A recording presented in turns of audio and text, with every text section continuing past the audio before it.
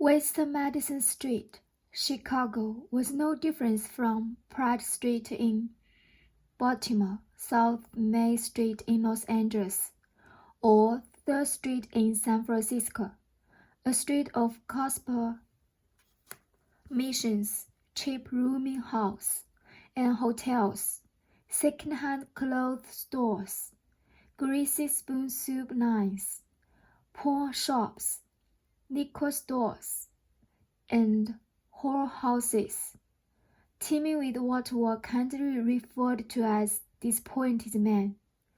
The only thing that made that year in Chicago different from any other was that Smokey Lonesome, who usually traveled alone, had picked up a friend, just a kid, really, but he was company, that met over a month ago in Michigan. He was a good-looking, fresh-faced kid, wearing a thin blue-gray slip-over sweater over a brown frayed shirt, and ragged brown pants with skin like a baby's eyes, still wet behind the ears. He'd had a lot of trouble over in Detroit with guys trying to bug him, and he'd asked Smokey if he could travel with him for a while. Smokey had told him the same thing that an old guy once said. Go home now, kid, while you can.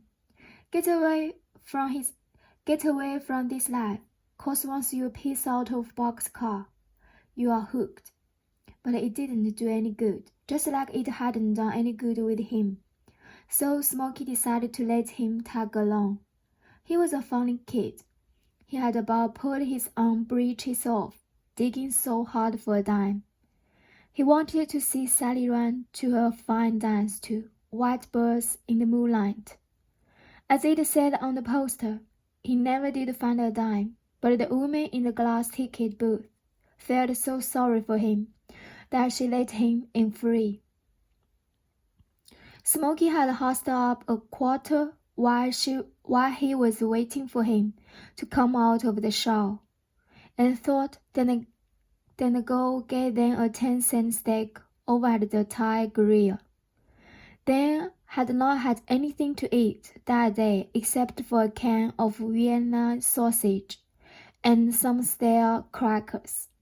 He was smoking a Lucky Strike that he had found mashed in a cigarette package someone had thrown away when the kid came bursting out of the theater, flying high. Oh, Smokey, you should have seen her. She's the most beautiful and delicate thing I've ever seen. She was like an angel, a real live angel come down from heaven. All through dinner, he couldn't stop talking about her.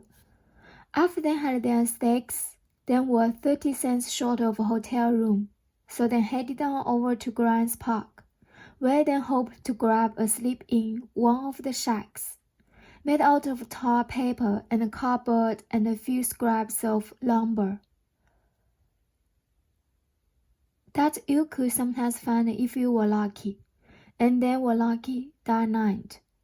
Before they went to sleep, the kid said, as he had every night, tell me about where all you've been and what all you've done, Smokey.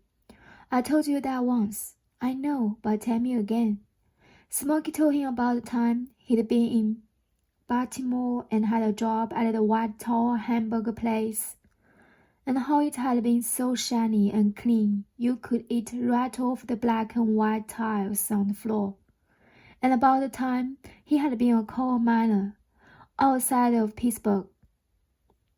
You know, a lot of these fellows will eat right, but as for me, I couldn't do it. I've seen them save too many lives, saved mine once. Rats are the first ones to smell gas in a mine. One time, me and this old boy was deep down in this mine, picking away, when all of a sudden here comes 200 rats running past us, going more than 60 miles an hour. I didn't know what to think, and this old colored boy throwed his pick down and shouts, "Run!" I did, and it saved my life. If I see one to this day, I just let him go on about his rat business. Yes, sir, than Topsy in my book. The kid, who was almost asleep, mumbled, "What's the worst job you ever had, Smokey?" "Worst job? Well, let's see. I've done a lot of things a decent man wouldn't do, but I guess the worst was back in '28, when I took that job in the turpentine mill down at Vinegar Bend, Alabama. I hadn't had nothing to eat but pork and beans in 2 months. And I was so busted that a nickel looked as big as pancake. Or I'd have never took the job. The only white people that could get to work down there were the Tangerines, and then call them turpentine niggers. That job would kill a white man. I only lasted 5 days and was sick as a dog for 3 weeks from the smell. It gets in your hair, your skin. I had to burn my clothes. Suddenly, Smokey stopped talking and sat up.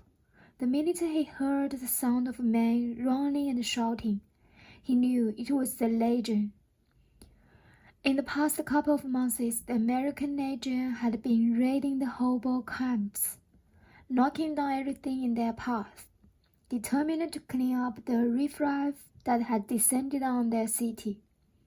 Smokey shouted to the kid, "Let's go, let's get out of here," and then started running, just like the 122 other residents of that particular Hooverville that night. All you could hear was the sound of men crashing through the woods and the sound of the tar paper shacks being ripped apart and struck down with crowbars and iron pipes. Smokey ran to the left, and as soon as he hit thick underbrush, he lay down because he knew, with his weak lungs, he could never outrun them. He went flat to the ground and stayed there until it was over. The kid could run, and he'd catch up with him somewhere down the line. Later, he went back over to the camp to see if there was anything left standing. What had once been a little town of shacks was now just loose piles of tar paper, cardboard, and wood, scattered and smashed flat than pancakes. He turned and was leaving when he heard a voice. "Smokey?" The kid was lying about 20 feet from where their shack had been, surprised. Smokey went over to him. "What happened?" "I know you told me not to ever untie my shoes, but then was tied. I tripped." "You hurt. I think I'm killed." Smokey squatted beside him and saw that the right side of his head had been bitten in. The kid looked up at him. "You know, Smokey, I thought tramping would be fun, but it isn't." Then he closed his eyes and died. The next day, Smokey got a couple of guys he knew and then buried him out in the tramp's graveyard. Then had outside of Chicago, and Emma Williams read a selection he found on page 301 of the Little Red Salvation Army songbook he always carried with him. Rejoice for comrade deceased. Our loss is his infinite gain, a soul out of prison released, and free from his bodily chain. They never did know his name, so they just put up wooden mark, made out of crate. It said, "The Kid." When the other men left, Smokey stayed behind for a minute to say goodbye.